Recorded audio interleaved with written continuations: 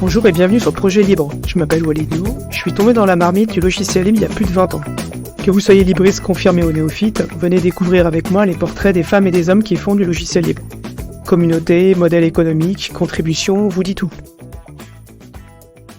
Pour ce nouvel épisode, nous allons parler d'un sujet qui n'est pas abordé si fréquemment qu'on pourrait le penser dans la littérature et dans les podcasts. On va parler de documentation. Pour ce faire, j'ai invité à parler un ami et qui travaille en tant que technical writer chez Red Hat et qui va en fait nous expliquer un petit peu, nous parler de la documentation, de son métier, un peu de son passé et de ce que ça veut dire que écrire de la documentation professionnelle pour des projets et en particulier dans une boîte comme Red Hat.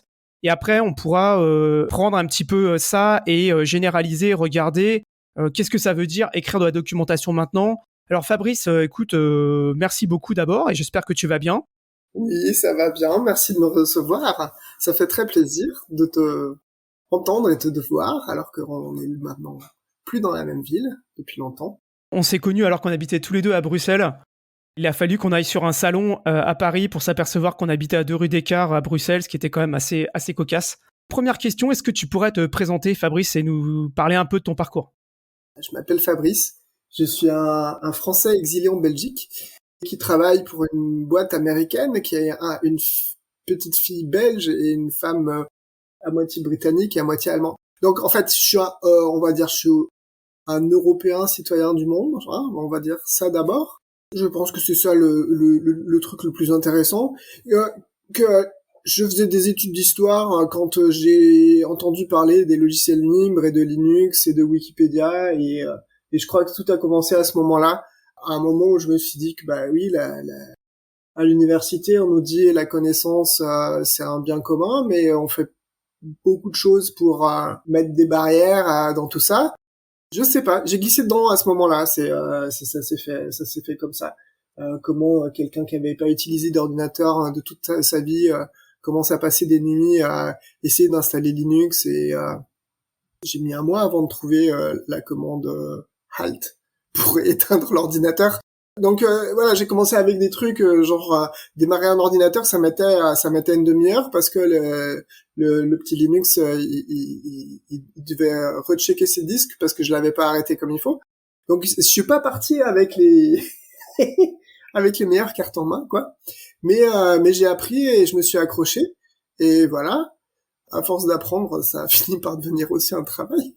Et puis j'ai vu les métiers de l'informatique évoluer très très fort depuis 2000. J'ai commencé en 2007-2008, quelque chose comme ça. Mon premier boulot, c'était IT support. Tu te rappelles IT Crowd ? Ouais. Voilà, pas ça, à peu près pareil. Dans la fiche de poste, il faut savoir soulever 15 kilos. Puisque c'était au moment des écrans cathodiques et les gros écrans de designers, ils pesaient 15 kilos. C'était un métier qui était pas uniquement derrière un laptop, derrière son ordi toute la journée, mais il y avait beaucoup de contacts avec les gens, il y avait des trucs qui étaient physiques. Soulever un serveur de 4U, la première fois t'enlèves pas les disques et tu te fais mal, et après, la seconde fois t'enlèves les disques. Maintenant que tout est dans le cloud, soulever des serveurs, j'ai pas fait ça depuis, 10 ans au moins. Et voilà, et donc mon premier métier, administrateur système, a, je pense, à peu près disparu de la planète, parce que on a automatisé beaucoup de choses. Voilà, il y a beaucoup de choses qui se font plus du tout pareil. Il y a beaucoup de choses qui prenaient du temps avant et qui maintenant sont immédiates. Et je pense que oui, tous les 5 ans à peu près, mon métier s'est complètement transformé parce que ce qu'on faisait avant, on fait plus, ou on fait différemment. Donc voilà, pendant 10 ans, j'étais on call. Je me suis réveillé à 4 heures du matin le jour de mon mariage pour aller réveiller un serveur planté, un serveur qu'on avait oublié, qui était là depuis plus de 10 ans. Des trucs comme ça. Et maintenant, j'écris de la doc, alors... Donc tu commences par faire du support. À un moment, tu commences à passer à faire de l'admin 6. Donc là, moi, c'est le moment où je t'ai connu. Tu as commencé à travailler sur l'automatisation, la gestion de configuration, etc. Et après, en fait, tu as l'occasion de bifurquer pour rejoindre Red Hat, en fait. Ah oui, mais la vie n'est pas linéaire. Donc, on va dire au moment où j'étais sysadmin, je me retrouvais devant des trucs où c'était un peu du parcours, si tu veux. C'est un peu installer un ordinateur, installer les ordinateurs pour les devs. C'était un petit peu parcours, fais ci, fais ça, etc. Clic, clic, clic, clic, clic, clic. Le problème, c'est que la première fois, ça me plaît bien. La deuxième fois, ça me plaît moins. La troisième fois, ça m'ennuie. Et la 10e fois, je fais des erreurs parce que je suis plus du tout là quand je fais le truc. Donc, du coup, j'ai cherché très rapidement à voir comment les trucs répétitifs, je pouvais éviter de les faire. Et voilà, et c'était au moment vraiment au tout début de la gestion de configuration. C'était un domaine très très neuf. C'était super intéressant ce moment parce que il fallait déjà convaincre les gens que c'était possible, qu'on pouvait automatiser et que juste l'idée était pas complètement folle. Maintenant, quand on est dans un monde où si tu fais pas du Kubernetes si t'as pas Kubernetes dans ton CV, tu vas nulle part. C'est marrant puisque Kubernetes c'est juste quelque chose qui automatise tout. Ou si tu l'as pas automatisé, ça fonctionne pas. Donc on a un changement de paradigme qui est énorme. Et donc je suis passé de gérer des postes de travail de gens et des serveurs qu'on installe à la main à maintenant j'écris de la documentation pour un outil qui gère des Kubernetes sur des laptops quoi. Donc finalement j'écris ce qui reste à documenter quand on se retrouve à gérer un énorme truc entièrement automatisé. Ouais, pendant quelques temps, j'ai automatisé des installations de serveurs, de configuration, etc. Et puis vient un moment où Kubernetes arrive et où gérer un Kubernetes, tu le gères plus avec les mêmes outils, donc plus avec Ansible. Donc c'est un moment de remise en cause. Et je me suis demandé à ce moment-là si je préférais rester dans les opérations et gérer des clusters Kubernetes ou expliquer aux gens comment le faire. Donc c'est à ce moment-là où j'ai basculé du côté de la doc, sachant que ce qui m'a beaucoup aidé, c'est que pendant toutes ces années-là, de temps en temps, sur des projets libres, j'ai aidé à faire de la doc. Et pourquoi j'ai aidé à faire de la doc? Parce que je savais pas écrire du code et que j'avais envie de rendre à la communauté des outils qui m'avaient rendu service. C'est juste une histoire je sais pas, de karma quoi, de remettre la balle au centre quoi. C'est grâce à ce projet, j'ai fait les trucs qui me prenaient des plombes, je l'ai fait en plus rien de temps. Grâce à des projets d'automatisation, c'est juste j'arrivais à faire en un mi-temps ce que je faisais en un temps plein après. Et donc une partie du mi-temps qui est libérée, je vais quand même un peu l'utiliser pour rendre quelque chose au projet parce que voilà, parce que je trouve que ça se fait quoi. Ça me gênait pas de prendre ça sur le temps de mon employeur puisque avant le boulot il demandait un temps plein. et que finalement qu'une partie de ce temps que j'en dispose à ma manière en contribuant à la communauté, ça me semble énorme. Donc voilà. Donc j'ai appris sur des projets sur GLPI, sur Rudder. Donc GLPI c'est un outil de gestion de parc informatique dont je pense que tes auditeurs ont entendu parler ou vont entendre parler. Ouais, certainement vont entendre parler. Et Rudder qui est un outil aussi d'automatisation.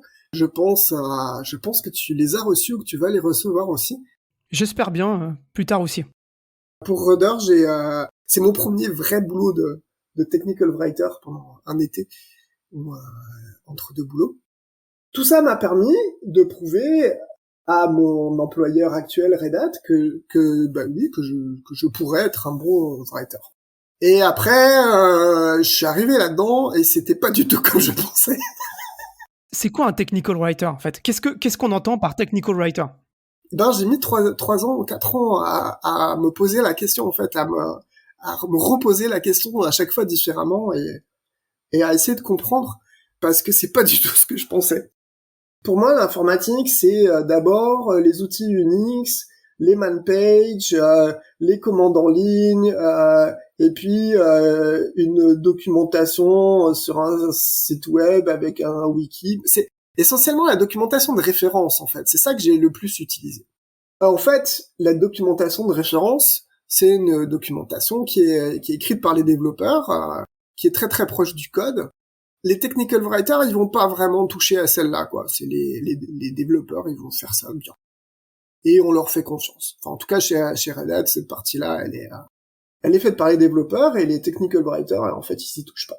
Chez Red Hat, les technical writers, ils viennent là pour produire la documentation pour les utilisateurs, qui est un artefact du marketing, et où on raconte des histoires.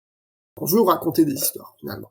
Mais c'est pas aussi simple que ça. C'est-à-dire qu'on a eu des manuels, des guides d'utilisateurs. Donc il y a toute une tradition de manuels qui vient notamment d'IBM, avec des manuels qui font des milliers et des milliers de pages où on décrit tout. Donc il y a cette tradition qui est là. On va dire, il y a des traditions amenées par les gens qui travaillent. Je pense que c'est un peu comme partout. En gros, il y a deux familles de technical writers. Il y a une famille qui, on dirait, c'est la famille à l'ancienne. C'est un peu celle dont je fais partie. C'est une famille qui est très technique, qui sont des gens qui savent écrire du code ou pas, mais en tout cas qui savent le lire, qui savent aller tester des trucs compliqués, il y a une grosse affinité au code. En général, c'est des gens qui sont passés par le support auparavant. C'est un peu ce que j'ai fait. Le parcours, c'est on apprend la matière technique, on apprend à répondre à des questions d'utilisateurs, et puis après, on apprend à formaliser tout ça. Et l'autre famille, c'est des gens qui viennent pas du tout du monde technique. C'est des gens, ils peuvent écrire de la doc pour leur domaine, c'est le langage, c'est la communication. Ils peuvent écrire de la doc pour une centrale nucléaire. Ils peuvent écrire de la doc sur des tubes de dentifrice, sur des tracteurs, des camions. En fait, c'est marrant parce que c'est des gens, ils peuvent vraiment changer d'industrie assez facilement. Voilà, c'est des gens qui vont développer des techniques pour interviewer les gens, pour réussir à expliquer des choses que eux-mêmes ne comprennent pas. C'est un peu comme beaucoup plus proche de ce que font des interprètes, si tu veux, qui font de la traduction. C'est-à-dire, quand tu fais de la traduction, t'es pas nécessairement et que tu maîtrises la langue, tu maîtrises pas nécessairement auparavant tout le côté technique, toute la technique de ce que tu traduis. Il y a ces deux profils. Donc un profil plus éditorial, plus du monde de l'édition, quoi, et un profil plus technique. Je saurais pas dire pour toute l'industrie informatique. Je sais dire un peu pour Red Hat. Et donc du coup, ça pose pas les mêmes contraintes quand tu veux documenter du logiciel, parce que tu vas avoir soit des gens qui sont très autonomes pour écrire, soit des gens à qui il faut expliquer beaucoup de choses. Donc parce que les gens dont le point fort c'est le langage, ils vont interviewer les gens et demander alors comment tu fais, etc. Donc le brouillon est largement fait par les développeurs, et ensuite le technical writer va tout changer. Il y a un truc que tu sembles un peu passer sous silence, c'est que t'es pas juste technique, c'est que tu proviens, avant t'as fait l'université, t'as fait des études où t'étais amené à écrire en vrai bon français ou anglais, bref, je sais pas. C'est-à-dire que pour avoir travaillé avec toi, moi, je suis pas capable. Déjà, j'avais plus de mal à me mettre à la place de l'utilisateur que toi, et deux, je suis pas capable d'écrire. C'était plus compliqué pour moi, par exemple, d'écrire dans un bon français comme toi, et de vulgariser et de raconter ce que tu appelles la belle histoire, qui a été ma deuxième question. C'est quoi une belle histoire ? Oui, alors moi j'ai fait aussi, oui, c'est vrai, j'ai fait des études d'histoire, mais de lettres en même temps. La doc technique, c'est un genre littéraire hyper pauvre, en fait. On essaie de transformer le langage naturel, donc dans mon cas, c'est plutôt l'anglais, mais on essaie de canaliser un langage naturel qui est rabelaisien, hein. Chaque personne a ses tics de langage, il y a un Américain et un Canadien, un Anglais, un Britannique, etc. C'est leur langage natif, l'anglais, mais ils vont pas parler pareil. Un rédacteur technique, il fait disparaître ça, il va gommer tout ça. Le but, c'est que la documentation puisse être lue par un peu n'importe qui dans le monde, et surtout des gens dont l'anglais est pas du tout le langage maternel. On a un vocabulaire le plus pauvre possible, on a des structures de phrases les plus pauvres possibles, et aussi on essaie de garder une structure de contenu qui soit toujours le plus prédictible possible, la plus simple possible, la plus saucissonnée possible. En fait, on essaie de parler à l'œil et directement au cerveau avant même que les gens lisent les mots. C'est-à-dire que là, je regarde juste en même temps, je regarde le fichier que tu as préparé. C'est exactement ça, c'est des checklists. Chez Red Hat, par exemple, on a 3 types de contenus et pas plus. On a une procédure, qui est le type de contenu qu'on utilise le plus possible, dont la structure est définie et dont on ne dévie pas. Et une procédure, il y a une intro de 1 ou 2 phrases qui expliquent en gros aux gens mais pourquoi ils ont envie de lire cette procédure, pourquoi faire, quoi, c'est le pourquoi. Ensuite, il y a un petit sous-titre qui dit prérequis, et on liste une liste bullet point de tous les prérequis avant, tous les trucs qu'il faut avoir fait avant. Ensuite, une procédure qui est une liste numérotée de tous les steps à faire pour faire quelque chose. Et puis ensuite, une autre liste de points à vérifier. Et ensuite, une liste bullet de ressources additionnelles qu'on peut aller voir après. Et voilà. Et donc, du coup, c'est tout le temps pareil.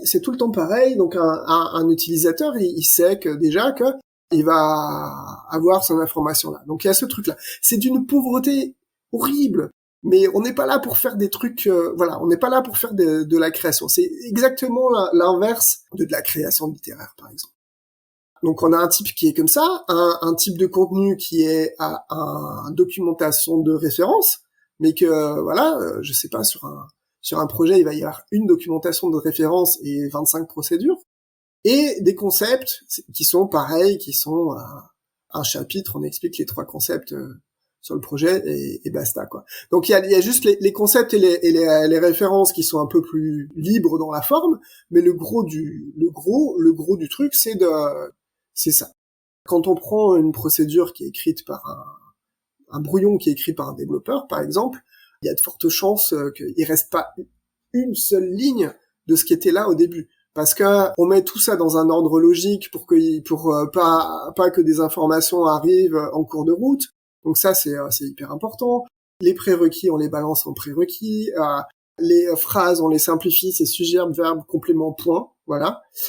Le but c'est d'utiliser le moins de mots possible pour raconter quelque chose que tout le monde va comprendre sans l'ombre d'un doute. Sans endroit où quelqu'un ou 2 personnes vont interpréter la chose de manière différente. C'est rigolo, c'est d'arriver à se dire je vais supprimer 500 mots à ce texte ou des trucs comme ça, ou comment réduire le nombre de steps de la procédure de 15 à 7 et voilà, qu'on utilise des petits trucs. Est-ce que tu pourrais expliquer pour les auditrices et les auditeurs qui connaissent pas ce que c'est que l'upstream, qui est un mot qu'on entend beaucoup dans le logiciel libre, et le downstream, qui est un mot que j'avais assez peu entendu, à part potentiellement chez Red Hat. Est-ce que tu peux expliquer de manière simple ces 2 mots-là pour qu'ensuite, derrière, après, on puisse commencer à parler justement de la collaboration?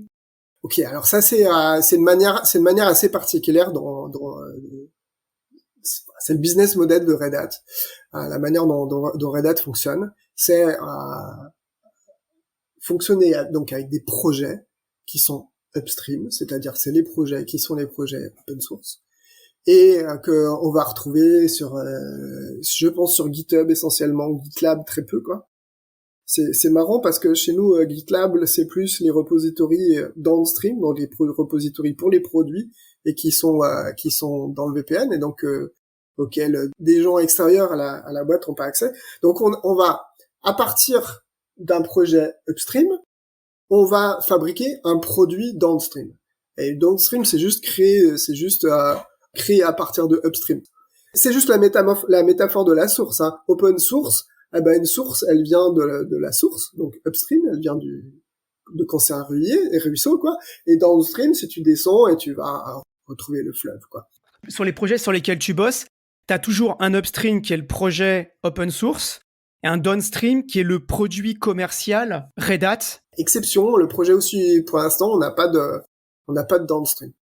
De manière générale, oui, Red Hat participe à des projets et ensuite Ils vont construire un produit où la valeur ajoutée de Red Hat, c'est l'audit de sécurité, c'est à faire travailler ça, enfin faire tourner le bazar dans le cadre d'une grande entreprise, c'est-à-dire intégrer avec les backups, intégrer avec des authentifications centralisées, enfin intégrer avec vraiment tout le bazar qu'il y a dans une grande entreprise pour faire tourner quelque chose. Il suffit pas de faire une application qui fait des petits Mickey. Pour accéder au petit Mickey, il faut que tu puisses s'authentifier par le SSO de la boîte. Et puis, il faut que les petits Mickey, on puisse les backuper avec l'outil de backup de la boîte. Le projet, lui, se concentre sur la fonctionnalité. C'est, je montre des petits Mickey. La partie productisation s'assure de tout le reste.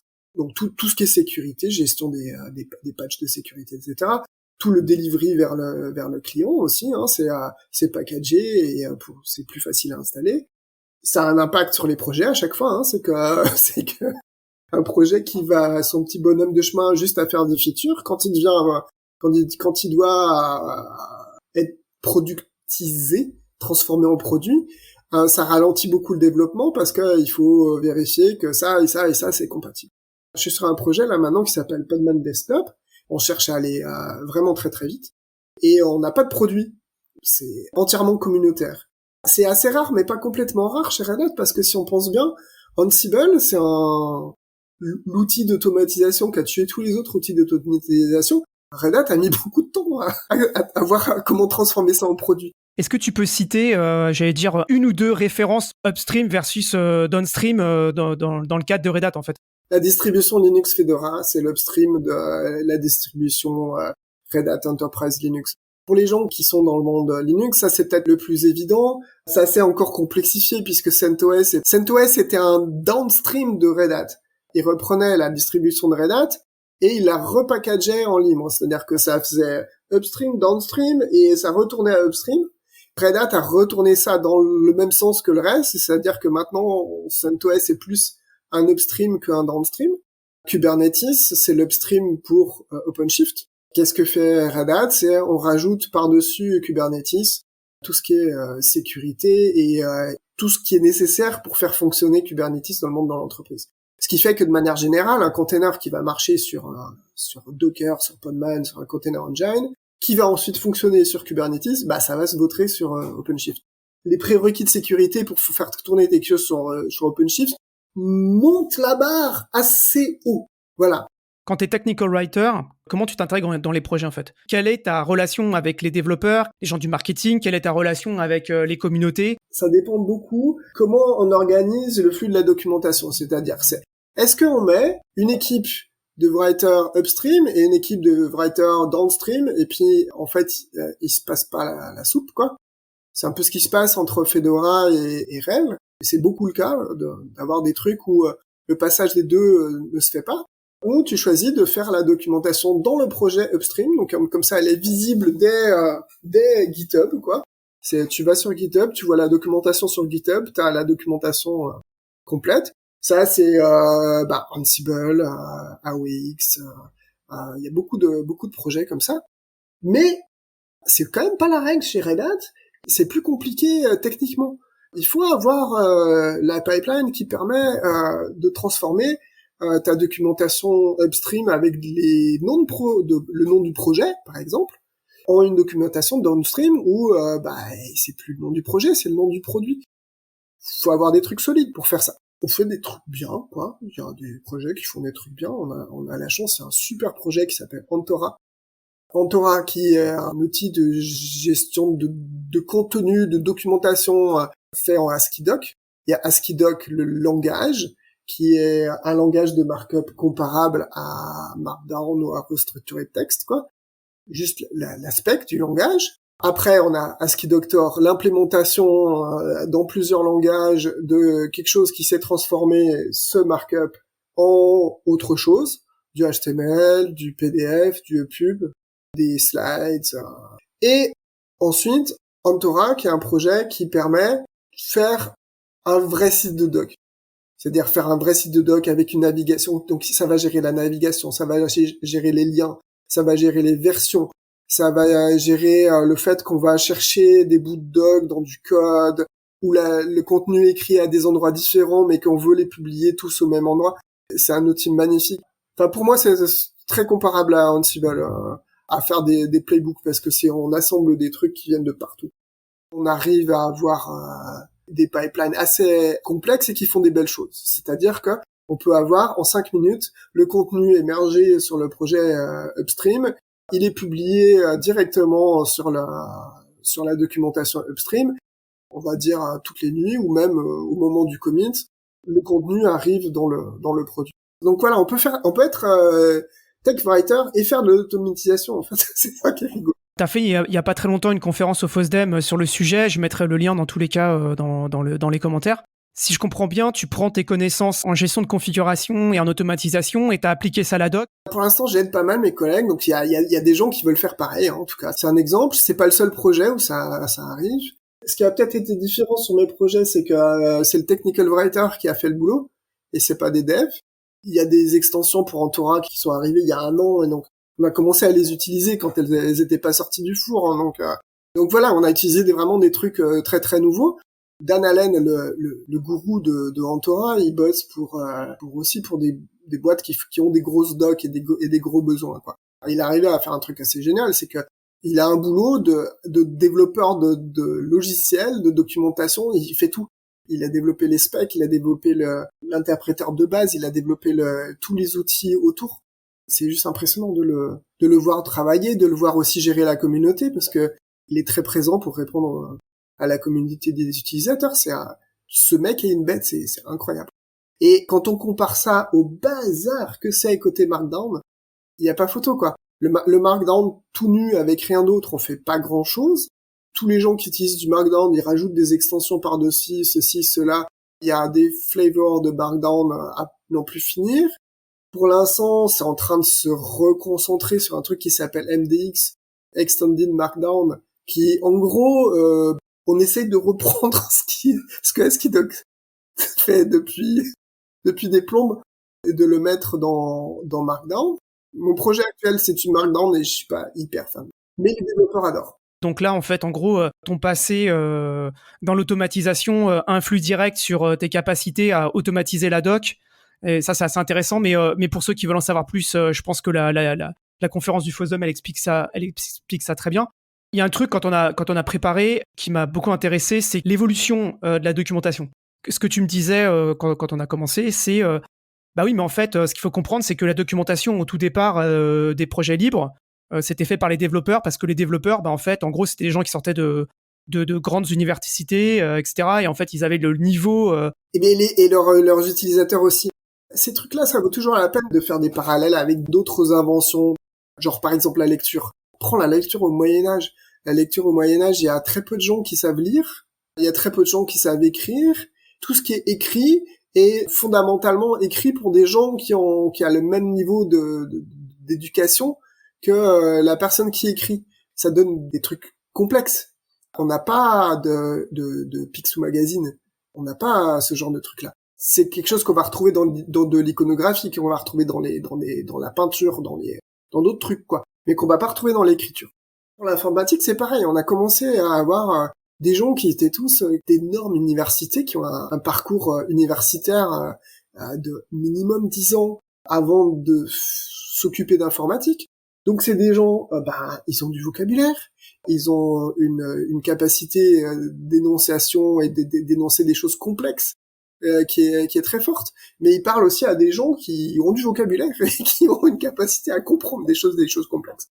On veut que n'importe quel logiciel soit utilisable par quelqu'un qui a fait son premier cours d'anglais le mois précédent et qui a un vocabulaire de 150 mots. Pareil pour les développeurs. Un développeur maintenant, c'est quelqu'un qui a fait des études beaucoup plus spécialisées qu'un développeur des années 70. Un développeur des années 70, il lit Kant. Il a pas de problème pour ça, hein, je pense. Un développeur des années 2020, il y en a qui peuvent, mais il y en a qui peuvent pas. C'est pas dire quelque chose de méchant de dire ça, mais c'est juste, on n'est pas au même niveau d'éducation, on est du coup pas du tout dans le même genre littéraire, si on va dire. Donc il y a ça, et puis il y a aussi qu'on est passé d'un d'une documentation qui est essentiellement une documentation de référence, c'est-à-dire mais qu'est-ce que ça fait et comment je peux faire pour faire ça, et je veux lire un truc, je vais regarder toutes les options, etc., et je vais trouver la mienne, à un truc où c'est plus le marketing qui est là. C'est-à-dire que moi je pense que la doc maintenant c'est un outil de marketing où quelqu'un qui connaît pas le produit doit voir des histoires, doit voir comment utiliser le produit, pourquoi faire. On raconte des histoires et les histoires vont amener des features de l'application. Ce qu'on cherche à ne pas faire du tout, c'est d'avoir une recopie de l'application. On n'est pas en train de décrire l'application. On est là pour pour amener les gens à utiliser l'outil. Donc on n'est pas en train de décrire l'outil, on est en train d'expliquer pourquoi l'utiliser, comment l'utiliser et vers quoi tendre. Donc si on reprend, on va dire au début du logiciel libre, les développeurs, ils étaient capables d'écrire les man pages, ce qui est globalement toujours le cas. Et ils étaient capables d'écrire toute la doc qui était technique en plus, et c'est eux qui faisaient tout. Or maintenant, en gros, le développeur, il écrit toujours, on va dire, la doc de référence, quoi, qui peut être un man page ou autre chose, quoi. Et à côté de ça, il y a toute une population d'autres gens qui vont faire les docs additionnels. Toi, le technical writer, tu vas écrire les cas d'utilisation, l'histoire, etc., tout ça. Et après, il y a, de part aussi l'évolution d'Internet et l'évolution des usages, tu as aussi tout un ensemble d'autres ressources que tu as à ta disposition, que tu n'avais pas forcément à ta disposition à côté, qui vont te permettre de pouvoir aussi apprendre, et sur lesquels toi je pense que tu travailles pas trop. Je pense à par exemple les tutoriaux, les vidéos, moi par exemple dans le no-code énormément de posts LinkedIn, de live Twitch, etc. Donc en fait c'est encore des populations différentes qui cohabitent pas forcément avec ce que tu fais. Je voulais parler aussi d'une tradition chez les technical writers qui est le manual of style, le style guide. Donc c'est quelque chose qui est super important, c'est que donc le Chicago Manual of Style, il date des années 20, je pense, quelque chose comme ça. Il y a eu un manuel de style qui est une espèce de bible qui explique comment tu écris de la documentation. Peu importe pourquoi, hein, c'est comment tu écris un contenu factuel qui décrit quelque chose, et etc. Et donc ça définit comment tu utilises les virgules. Ça explique qu'il faut pas utiliser la voix passive parce que la voix passive, ça introduit de l'incertitude, etc. C'est le pacte de base du technical writer. C'est la bible du technical writer. C'est ce qui fait que les technical writers qui font de la doc vont difficilement passer à un autre média, vont difficilement passer à faire de la vidéo ou faire des slides ou faire des cours, etc., etc. C'est à cause de ce manual of style qui est quelque chose qui est très formatant. Quand j'ai commencé chez Red Hat, j'avais l'impression que mon rôle c'était vraiment police du langage. Je m'attendais à avoir un rôle d'explorateur de création, et non. La plupart du boulot c'est chiant, hein. C'est juste ah non, là t'as de la voix passive, il faut enlever. Ah non, on fait pas les virgules comme ça. Ah mais non, mais dans les titres on met pas de capital ou des trucs comme ça. Non. Je connais pas bien les métiers de l'édition, hein, de l'édition littéraire ou édition, les gens qui font des livres, quoi. Mais je pense qu'il y a aussi des strates comme ça de métiers entre l'éditeur qui fait changer la structure d'un ouvrage en entier et le correcteur qui va trouver les typos et les virgules manquantes et les trucs comme ça. Et donc je pense que dans le boulot de technical writer, on a un seul titre, mais il y a tous ces rôles qui se retrouvent aussi, hein. On est dans le monde de l'édition, mais structuré un petit peu différemment. Éditer des bouquins, le métier de faire des bouquins et de faire des guides et d'écrire, c'est pas le même métier que le métier faire de la radio, enregistrer des blogs ou de faire des films, etc. Fondamentalement, c'est pas du tout le même métier.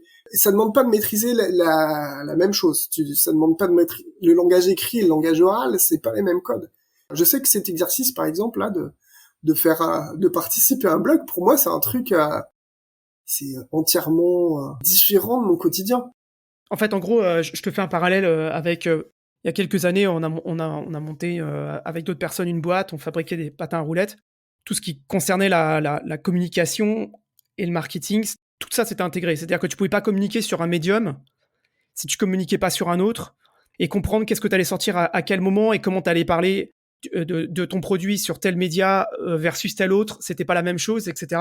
Donc en fait, ma question était plutôt était aussi de savoir, est-ce que vous avez un rôle dans tout ça, et potentiellement il y a peut-être d'autres gens au marketing qui ont un autre rôle, et savoir est-ce que vous étiez en contact et il y avait une coordination quelconque.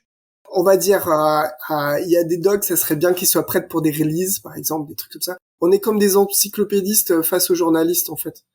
Le contenu qu'on propose, c'est beaucoup plus proche d'un contenu d'encyclopédie, et c'est beaucoup moins proche d'un contenu de journaliste ou de blogueur. Le blogueur, il est dans l'événement, il est dans je délivre un truc ici et maintenant. Ici et maintenant, message. Alors que quand tu fais de la doc, tu essaies de faire un truc qui va survivre au temps. C'est-à-dire, je vais essayer un blog, je vais mettre un screenshot avec la version de aujourd'hui et maintenant. Je vais faire une vidéo avec ce qu'il y a aujourd'hui et maintenant dans l'application. Tu fais pas ça dans la doc parce que tu vas faire exactement le contraire. Tu vas faire le moins possible de screenshots parce que c'est trop de la maintenance et c'est trop de la perte de temps. S'il y a la version du produit dedans, il faut mettre à jour à chaque version. Et du coup, les screenshots, s'il y a un revamp de l'interface utilisateur, c'est tout à refaire. Donc, on a des objectifs qui sont quand même très, très, très différents. Là, j'ai fait récemment un blog post pour le projet. C'est sorti un peu comme de la doc qui est mis dans un blog. Je suis pas hyper fier de moi. Mais je me suis bien rendu compte que c'était un exercice très, très, très différent. Ça a été très difficile pour moi de passer de la doc qui est très, très, très froide, quoi, à un truc un peu plus convivial. Et comme je suis habitué à écrire de la doc, on enlève les mots et qui est très, très squelettique, ça a été de remettre un peu de liant là-dedans, c'était le challenge du truc. Je suis pas trop sûr d'être arrivé, mais voilà. Combien il y a de technical writers chez Red Hat, par exemple? Il y avait, je crois qu'il y en avait plus d'une centaine. Je sais pas si c'est juste à Brno ou en général, quoi. C'est pas non plus énorme, hein. On est à un ratio de 1 pour 15 développeurs à peu près, je dirais, quelque chose comme ça, 1 pour 10, 1 pour 15. Là, je suis sur un projet où il y a moins de 15 développeurs quand même, et je suis un writer dedans, c'est assez exceptionnel. Le projet où j'étais avant, pour l'instant, ils sont 3. On a été 3 à un moment où il y avait 40 développeurs. Quel est l'impact de mettre des technical writers sur le projet? Est-ce que ça accélère le projet? Est-ce que ça freine le projet? En général, on met des technical writers quand on fait de la productisation. Donc, c'est-à-dire au moment où on freine. La productisation, elle freine le projet, forcément. C'est là où on va mettre des QE, donc des gens qui font de la qualité, quoi, des tests. On va mettre des testeurs et on va mettre de la doc. Alors, je dis pas que c'est les writers qui ralentissent le projet, hein, mais les writers, de manière générale, sont très liés avec des trucs productisés qui vont lentement. Pour moi, qui venais d'un monde de société de services où on délivre vite et on va faire une review et puis après une autre review. Pour moi, ça peut prendre du temps, hein, parce qu'on va avoir une review où c'est les développeurs qui vont dire ah oui, techniquement ça marche. Puis après, on va avoir une review où c'est d'autres writers qui vont dire ah bah oui, mais t'as pas suivi le style guide. Donc oui, c'est plus long. Mais c'est pas nécessairement le cas. Moi là, j'essaye de suivre sur un projet uniquement communautaire. Ils sont une demi-douzaine et les trucs ça file super vite. Donc si je fais un screenshot le lundi, le vendredi, c'est plus ça. Et les gens pensent que c'est facile et que ça va vite d'écrire de la doc. Et c'est pas le cas. C'est pas facile et ça va pas vite. C'est-à-dire que quand tu écris une procédure, d'abord, il faut arriver à trouver le déroulement logique et arriver à faire le truc qui est dedans. Ça prend déjà un bout de temps. Ensuite, il faut vérifier qu'il n'y a pas quelqu'un qui va mal comprendre le truc et qui va faire autre chose. Voilà, donc il y a tout ça. Il y a à rendre conforme après au langage, mais c'est pas le plus complexe, hein. On a des outils maintenant pour ça, on a comme des linters de code, mais des linters pour la doc, donc ils disent ah non, passive voice, t'as pas le droit. Ce genre de choses là, faut tester, puis après faut valider, voilà. Et puis après, quand c'est quelque chose qui fait de upstream, de downstream, il faut aussi s'assurer que ça passe bien downstream. Notamment qu'on n'introduit pas des exemples qu'on peut absolument pas mettre downstream ou des trucs comme ça. 2 questions là-dessus. Quels sont les outils que vous utilisez? Et la deuxième, c'est, tu disais tout à l'heure que tu étais en capacité de tester. Tu dis que écrire de la doc, ça prend du temps. Est-ce que ça prend du temps aussi parce que tu vas installer l'outil et tu vas le tester fonctionnellement? Tester le truc, c'est presque ce qui prend le plus de temps. j'essaie de pas faire perdre leur temps aux développeurs, quoi. Donc j'essaie de trouver les choses par ma main, voilà. Mais j'ai tendance à péter les trucs beaucoup aussi. Donc ce qui est lent aussi, c'est que les gens qui écrivent la doc, c'est les premiers utilisateurs pour les développeurs. Les développeurs, ils sont focus sur une fonctionnalité et juste la fonctionnalité qu'ils sont en train de faire. Mais ils sont pas utilisateurs du produit fini. Ou très peu. Il y a un moment, j'avais discuté avec des gens qui font un fork de PostgreSQL, donc logiciel de base de données, hein. Et moi, je leur parlais en tant qu'ancien opérateur de base de données, hein, genre les trucs à quoi il faut penser quand on fait des bases de données.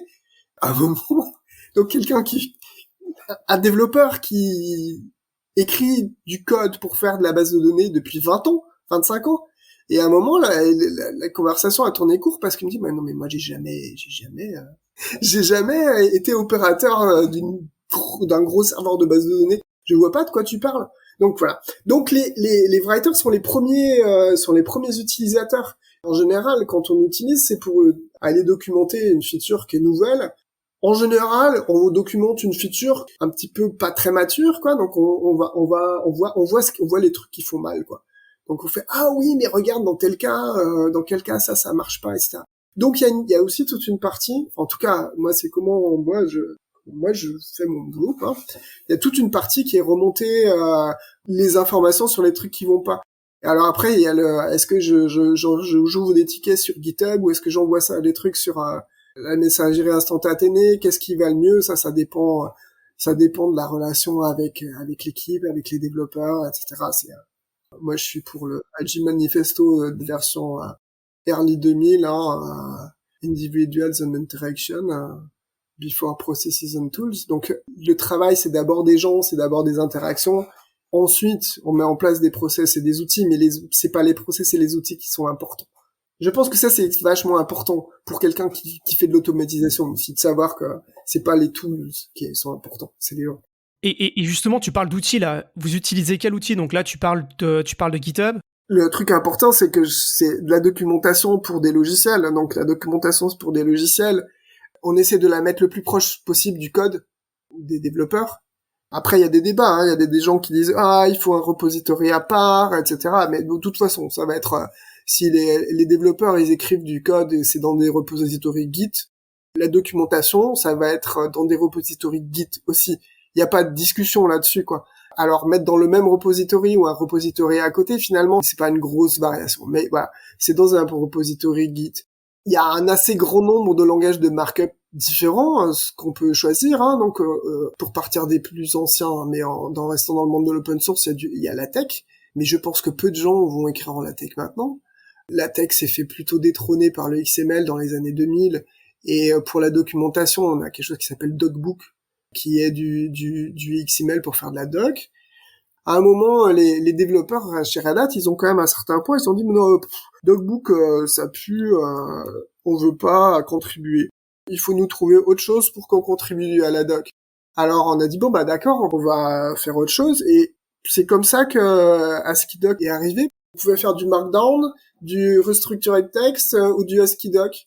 À ce moment-là, ASCII-Doc avait un convertisseur qui pouvait traduire du ASCII-Doc vers le DocBook. Toute la chaîne de build de Red Hat, c'était basé sur le DocBook. Donc pour l'instant, on est encore dans cet héritage-là, puisque on a du ASCII-Doc qui est transformé en DocBook et qui va dans l'ancienne pipeline, où la pipeline a été vraiment créée par Red Hat. La libXML, elle a été créée par Daniel Veillard, qui est maintenant... Je bosse avec lui, je suis trop fier. En dehors du langage utilisé pour faire la doc, avec quels outils vous collaborez? Alors déjà, GitHub, GitLab. Chez Red Hat, les projets sont sur GitHub et les produits sont sur GitLab. Donc on a deux plateformes Git différentes. GitHub, il y a tous des outils d'utilisation qui sont sur GitHub, les actions, les pages, etc. Donc ça, on utilise assez extensivement, quoi. GitLab aussi, voilà, tout ce qui est automatisation, les containers. Et GitHub et GitLab savent utiliser des containers, donc aller pouler un container et faire les trucs dans le container qui est poulé. Donc voilà, donc ça c'est une technologie qu'on utilise un peu tout le temps. Du coup, les gens utilisent chacun leur IDE préféré, leur éditeur préféré, si tu veux. Visual Studio Code est très présent. En fait, on utilisait beaucoup Atom, et puis Atom a été abandonné par Microsoft au profit de VS Code. Une grosse minorité qui est sur IntelliJ Community.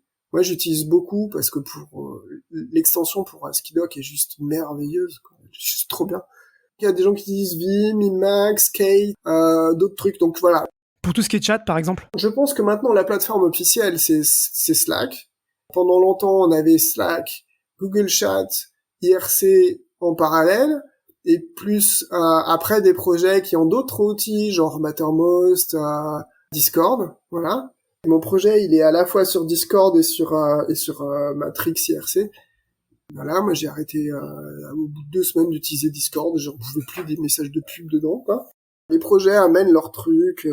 Voilà, quand le projet en plus il est chapeauté par une fondation ou une autre, bah la fondation amène ses outils, ses recommandations, ses trucs, et après il y a des trucs qu'on peut utiliser ou pas en fonction. Genre la fondation Eclipse, eux ils sont sur GitLab, ils refusent d'utiliser Jira par exemple, donc on peut pas mettre un projet chez Jira si c'est pour la fondation Eclipse, donc il faut que ça reste sur autre chose. Oui, Jira. Pour tout ce qui est produit, c'est Jira. Hein. Pour tout ce qui est upstream, souvent, c'est très très suffisant les GitHub. Hein. Ça m'amène sur la dernière partie que je voulais aborder, dont on a parlé un peu avant et sur lequel moi j'ai beaucoup réfléchi, puisque c'est le domaine dans lequel je suis maintenant, qui est toute la partie no-code, low-code. Donc toi, tu fais plutôt ce qu'on appelle du doc as code. Et le problème, c'est comment tu fais de la doc quand il n'y a plus de code. C'est un domaine assez intéressant, surtout quand, comme moi, tu viens du développement et que tu arrives dans des outils dans lesquels tu développes plus ou assez peu. Comment est-ce que tu fais ça ? Quand on parlait, tu me disais, bah oui, mais en fait, justement, comment ça marche en fait ? Avec les outils grand public et les outils qui sont utilisés de manière générale. Donc, par exemple, nous, on a une communauté française du no-code où il y a à peu près 10 000 personnes, quelque chose comme ça. Et finalement, même les gens qui font beaucoup de no-code, il y en a quand même une grosse partie qui font pas de doc. Pourtant, comme je dis à chaque fois, quand tu es un professionnel de l'informatique, tu dois écrire de la doc. Et donc, en fait, tu as des outils qui se sont imposés avec le temps pour pallier à ça. Donc, tu as certains outils, je pense aux outils d'automation, par exemple, certains te permettent en fait de documenter dans tes workflows d'automation, tu documentes des parties, tu fais en gros ce que tu faisais avant en code avec. Et tu as des outils comme certains outils de front, par exemple, où alors là, il y a rien, quoi. Et donc, en fait, tu dois documenter d'une autre manière. Et donc, en fait, t'as tout un écosystème qui s'est monté autour de ça. Donc là, par exemple, tu parlais de Jira, c'est assez intéressant parce que dans le milieu du no-code et des startups dans lequel je suis plutôt, l'outil de base pour documenter, c'est Notion, qui est en fait, en gros, un outil qui peut tout faire, quoi. Ça te fait des bases de données, ça te fait ta base de connaissances, ça te fait ton ticketing, en fait, ça te fait tout, quoi. Tout ce que je faisais avant avec des outils de ticketing, en fait, tu le fais dans Notion. Alors, moins bien et certainement moins optimisé, mais tu peux tout lier. Enfin, ça c'est impressionnant, quoi. C'est une autre manière de faire. T'as devant toi un outil où écrire de la doc, ça devient un process une fois que t'as compris comment ça marche, hyper simple et tu peux hyper structurer. T'as plein de templates et tout. Enfin, c'est vraiment assez intéressant, quoi. Et à côté de ça, en fait, tous les trucs que tu peux pas documenter, que tu pouvais faire dans le code sur tout ce qui est gestion de dépendance, tests de non-régression, ce genre de trucs, avec du no-code. Soit tu le fais pas, soit t'as des nouveaux outils qui se créent. Et il y a un outil en particulier, par exemple, que j'utilise beaucoup et avec qui je suis plutôt proche de l'équipe de développement qui s'appelle NC-Scale. C'est des Français qui font ça et c'est un outil qui permet justement de faire un peu ce que je faisais avant avec mes outils ITSM, c'est-à-dire de l'inventaire automatisé, de la gestion de dépendance, ce genre de trucs autour des outils no-code, c'est vachement intéressant, et de la documentation. Et donc, en fait, c'est ces nouvelles formes de documentation où finalement, t'as plus de code, donc tu peux plus documenter dans le code comme toi, t'as l'habitude de faire. Notion, c'est un peu comme un wiki, quoi, c'est ça ? Notion, c'est à la fois un wiki, c'est à la fois une base de données.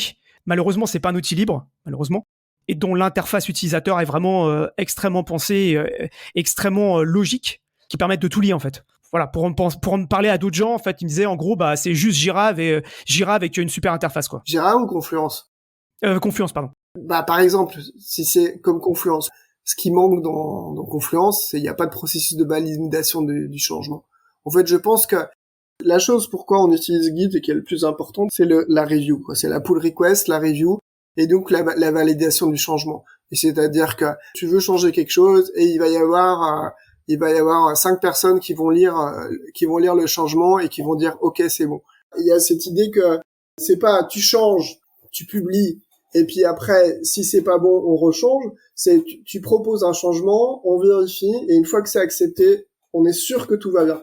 Moi, j'ai beaucoup utilisé Confluence pour des procédures internes sur de la documentation, qui a pas besoin de validation, en fait, qui a pas besoin de passer par un workflow de validation.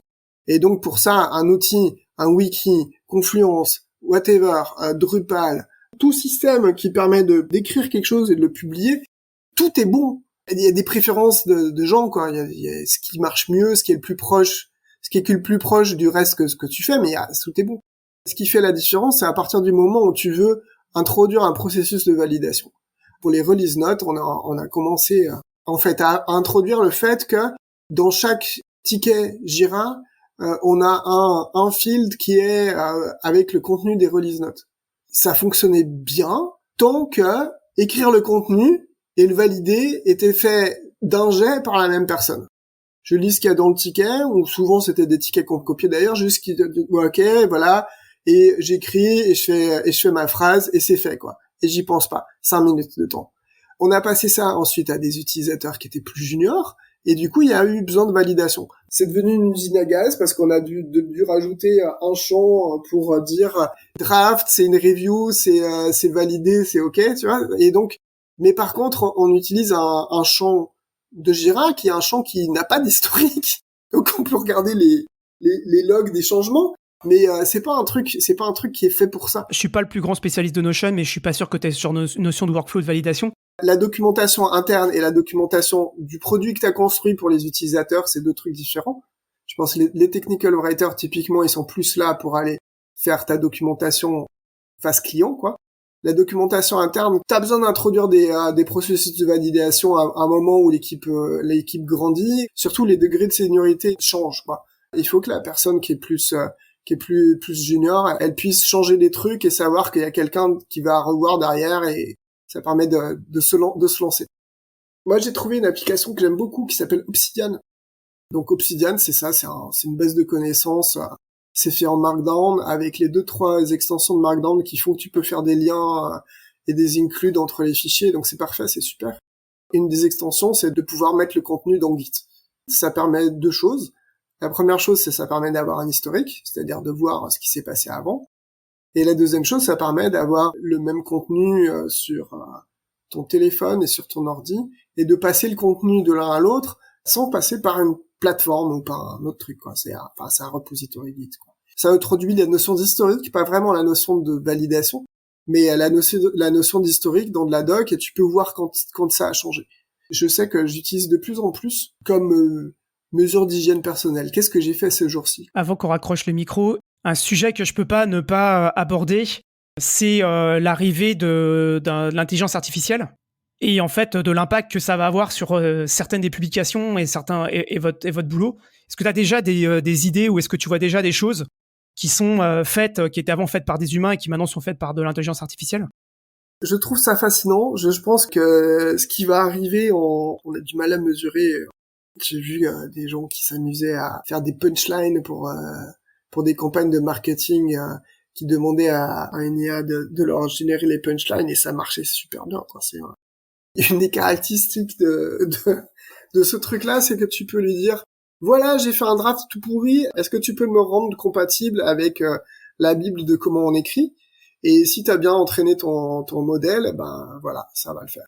Quand t'écris de la doc dans des uncharted waters, quand t'es sur un truc tout nouveau, où l'intelligence artificielle, elle a pas grand-chose à se mettre sous la dent, c'est un perroquet, il a besoin de contenu existant.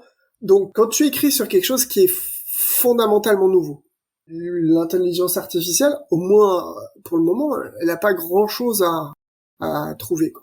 J'essaye de me dire ça les soirs pour m'endormir. Après, sinon, je vois comment, par exemple, le projet Ansible a utilisé sur un projet qui s'appelle Lightspeed. C'est pas documenter le code, c'est écrire le code à partir de la documentation. C'est-à-dire que je veux faire une tâche qui fait ça, donc on l'écrit en langage naturel. Installe-moi un serveur, installe-moi ce package, et l'outil va rédiger le code du playbook Ansible à la place de l'utilisateur. Donc pour l'instant, on écrit le langage naturel et ça va écrire le code. On a cette partie-là qui se met en place, et qui demande encore le contrôle humain, hein, c'est juste un template, que ça facilite le travail. Le boulot des tech writers qui est l'inverse, c'est à partir du code, décris ce que tu veux. À ce moment-là, il faut que l'IA, elle ait un ticket ou un brief pour le code qui soit super bien fait. C'est ça. C'est rarement le cas. Ou un moyen d'aller découvrir aussi bien qu'un être humain pourquoi je veux faire ça et comment je vais le faire, puisque c'est ça, il faut trouver les deux trucs. Pour l'instant, je sais pas. Moi, je pensais il y a quelques années que ça serait que quand on aurait tout automatisé, il faudrait encore documenter l'automatisation et que c'était une bonne idée d'aller faire de la doc. Tu peux déjà demander à ChatGPT de t'écrire le texte de tes pull requests. Hein. Ça, si le technical writer, son rôle, c'est juste de faire ça, c'est pas un métier d'avenir. Surtout, je pense que ça va changer la manière dont les gens consomment de la doc. Ça fait pas vraiment sens de se dire je vais continuer à écrire de la documentation si les gens ils vont plus lire de la documentation. Si les gens ils vont poser des questions à un bot.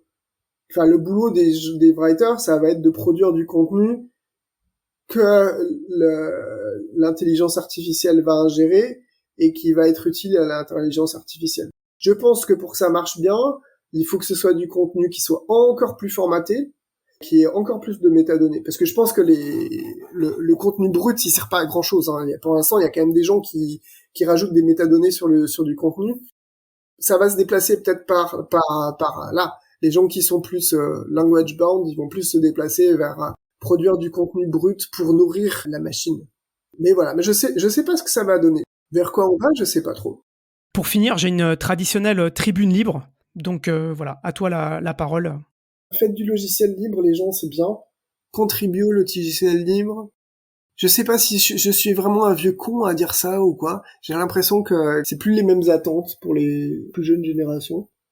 Je sais pas si Linux va finir par être plus que pour les serveurs et plus du tout autre part, par exemple. Je me pose cette question.